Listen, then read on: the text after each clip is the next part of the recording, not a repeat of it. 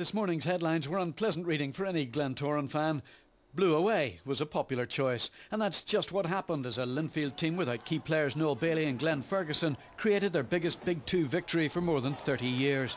Goal number one came from the penalty spot on 23 minutes after a Darren Lockhart foul. Andy Hunter scored from the spot. Just over 20 minutes later, Glen's fullback Mark Glendenning was red carded for a challenge on Tim Mounsey. And within minutes, Peter Thompson's determination paid off with Linfield's second of the night and his 42nd of the season. In the second half, it was just a question of how many Linfield would score. Paul McAreevy added the third with a delicate chip over Elliot Morris. Number 4 was provided by McAreevy's cross. Defensive stalwart William Murphy headed in. Then man of the match McAreevy scored again from close range to make it 5. And the shell-shocked Elliot Morris was hit for 6 when Peter Thompson added his second to what was already an embarrassing night for Glentoran. Derry City's last-minute equaliser at Shelbourne left Linfield top of their group, with the reward of a home semi-final against Drogheda to come, to the delight of manager David Jeffrey. The quality of the performance was absolutely first class, and even prior to Glentoran going down to 10 men, we played some cracking stuff, great football, and passed the ball about, and at the end of the day our finishing was clinical.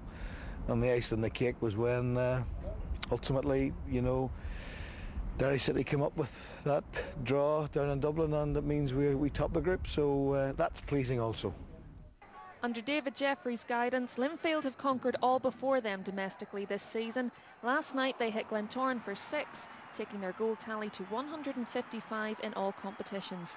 Andrew Hunter got the ball rolling, converting a spot kick after Paul McAreevy was hauled down in the penalty box. Peter Thompson added a second from close range before the break, but it was McAreevy's sublime chip which left Glentoran fans heading for the exit. It wasn't easy. The boys worked tirelessly from start to finish. Even when we got on top of Glentoran, we seen our heads strapped. We just had to push on and just try and dominate. And thankfully the goals went in, the score lines. As you can see, everybody's elated with 6-0 against the Glens.